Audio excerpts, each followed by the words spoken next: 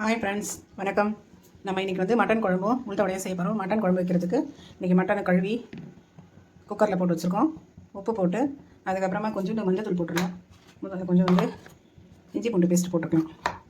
Mutton குழம்புக்கு mutton வேக வைக்கும்போது கொஞ்சம் இஞ்சி பூண்டு பேஸ்ட் போட்டுட்டு அதுக்கப்புறம் வந்து மிளகாத்தூள் போட்டுடலாம்.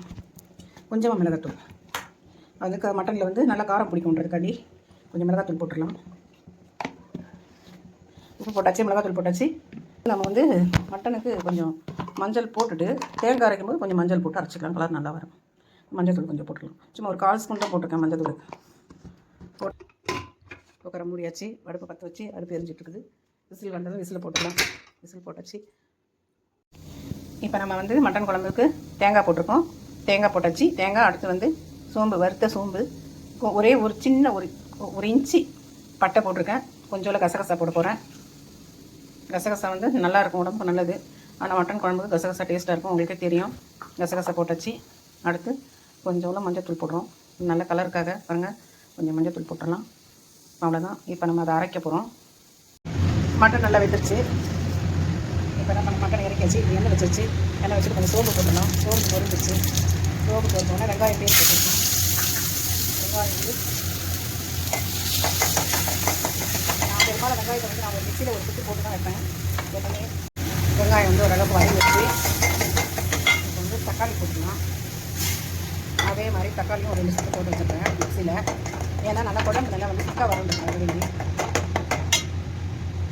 தக்காளி வதங்கிட்டோம்.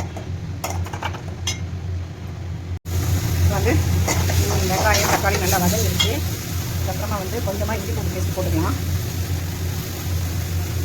நம்ம கறி வேக வைக்கும்போது கொஞ்சம் இஞ்சி பூண்டு போட்டுட்டோம். அதனால் வந்து இஞ்சி பூண்டு பேஸ்ட்டு கொஞ்சம் போட்டுட்டு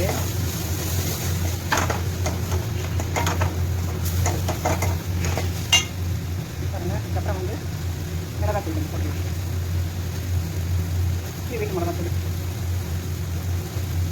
சும்மா ஒரு 3 ஸ்பூன். மட்டன் இல்லையா, கொஞ்சம் காரம் இருக்கும் அப்படின்னு சொல்லிட்டு நம்ம வந்து கொஞ்சம் ஒரு 3 ஸ்பூன் மிளகாத்தூள் போட்டுட்டு மிளகாத்தூள் வதக்கியாச்சு. இப்போ என்ன பண்ண போகிறோம், மட்டனுக்கு டீ கொட்டிடலாம். மட்டன் கொட்டியாச்சு.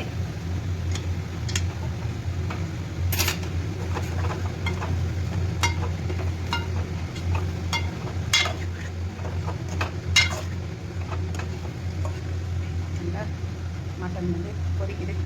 நம்ம மட்டன் குழம்பு நல்லா கொதிக்குது, கொதிச்சிருச்சு. இப்போ வந்து நம்ம அரைச்சி வச்சுருக்க தேங்காய், சோம்பு, கசகசா, ஒரு சின்ன 1 இன்ச்சு பட்டை, அது மட்டும் போட்டு நம்ம வச்சுருக்கோம். அதை ஊற்றியாச்சு. நம்மளோட மட்டன் கிரேவி ரெடி. இதுக்கு வந்து உளுத்த வடை, சாதம், ரசம்.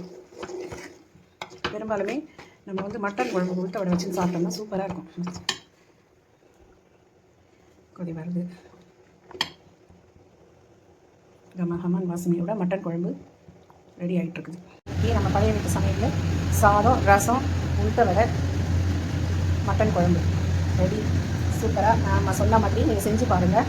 பார்த்துட்டு யாருக்கு மட்டன் குழம்பு உளுத்த வடையும் இருக்குன்னு சொல்லிட்டு கமெண்ட்டில் சொல்லுங்கள். பாய் பாய்.